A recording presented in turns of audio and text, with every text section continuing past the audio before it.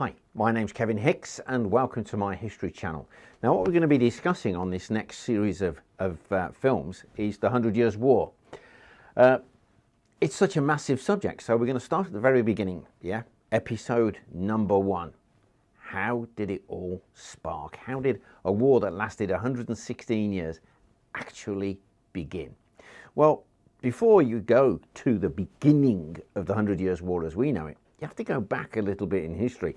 And as an Englishman, I've often wondered, what if William the Conqueror had lost the Battle of Hastings? England would have remained Saxon, peace maybe with Scotland, Ireland and Wales.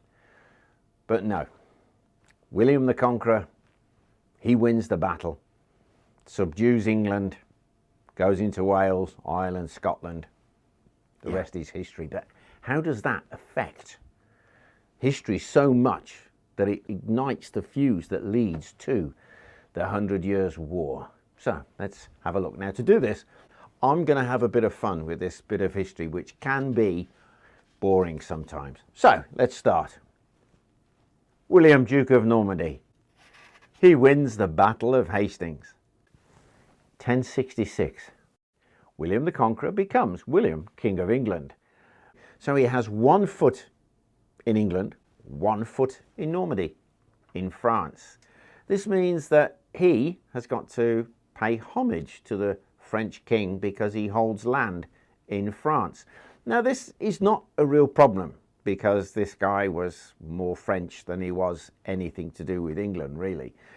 His sons, history unfolds, and it's not a real problem until you get to this pair. Henry II and Eleanor of Aquitaine. Now Eleanor, wow, what a subject. This lady in her own right was just wow. She had already been the Queen of France under Louis VII. She was wow. She has her marriage, or the king had it, annulled because they were closely related. She is escaping and other men try to capture her because she is Eleanor of Aquitaine. Aquitaine, a massive chunk of France, but she knows exactly where she's going. She's going to her new love, Henry II of England, and she makes it, and they marry. And they have, if I remember correctly, I think it was 8 children. 2 of them are really important because one was called Richard the Lionheart, and the other, King John. She actually ruled as regent when Richard the Lionheart was on crusade. What a woman. In fact, she'd already been on crusade herself with her previous husband. She was quite special. But it's what happens just a little bit further down the line. You see, providing France continue to have male heirs, there wasn't really going to be a problem. 1328, Charles IV of France, he has got to produce an heir, a male heir. He is married to Jean Devereux. She was married at 14, has already had 2 children, and now she's on her 3rd. The sad thing for her is her husband, Charles, has died. She's on her own. She is actually under the control of Philip of Valois. He is the regent of France in the absence of the king. They now wait, bated breath, for this 18-year-old girl to produce a male heir. But she doesn't. It's a girl, poor Jean. Now, Philip of Valois, he will become Philip VI of France. He was the cousin to the king. Now, this should all be straightforward, except for the fact there had been a battle, Sardos, and Edward II of England had been defeated. So, as a kind of a peace thing, Charles IV had given his sister as a peace token in marriage. Their child was Edward III, King of England. He owned a massive piece of France, Gascony. Edward III had a better claim to the French throne, being the nephew to the King of France, whereas Philip of Valois, he was just the cousin to the king. But there was no way the French court were going to let an English king sit on the throne of France. And this king did not like paying homage to the French king. And this is where it leads directly to the 100 Years' War. So the feud really begins 1329, when this guy, Edward III, King of England, young, brave, tough, has to pay homage to the king, Philip VI of France. He believes that he has a better claim on the throne, but he pays homage. But he doesn't do it as he should. You see, when you pay homage, strip down, shirt, hose, kneel in front of the king and place your hands in between his and you pledge allegiance. No, not Edward III of England. He strides in wearing his crown, good clothes, jewels, his broadsword by his side, and he strides up to the French king. Everybody's, whoa!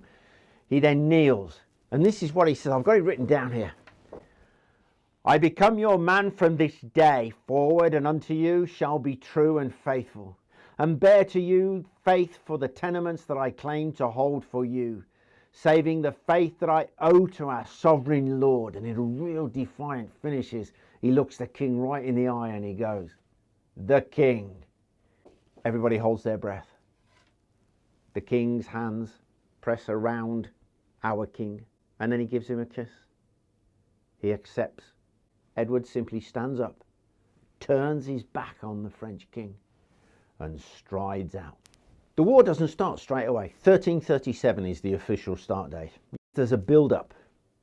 First of all, England's main trade with Europe through Flanders was wool. Philip VI is causing problems there. We cannot export our wool. Big problems. Also, he's formed an alliance with King David of Scotland. This is a threat, a direct threat, a military threat to England. And then there was a family falling out in Philip VI's family with Robert of Artois. Robert apparently forged a will so that he could gain access to some extra land. When Philip found out, he had him exiled, kicked out, and eventually he ends up in the court of Edward III, the court of England, and becomes one of his advisors. This is brewing up. But then what happens next? In my opinion, it's an act of war. The French fleet, which was massive and consisted of a lot of Italian ships too, amass on the Norman coast.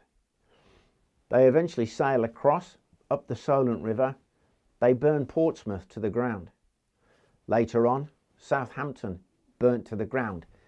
Those they didn't kill or could escape were enslaved. The Isle of Wight, the Channel Islands, and also the Cinque Ports were attacked, but they failed there because the militia, the English militia, was gaining ground now. Now the war will begin for sure. I hope you've enjoyed this episode 1 of our series.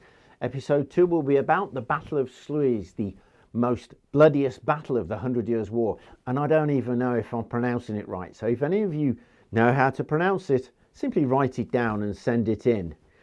Now, if you are a subscriber, thanks very much. If you're not, subscribe, give us a thumbs up, and do me a favor, ding that bell. Thank you very much for your time. Bye-bye.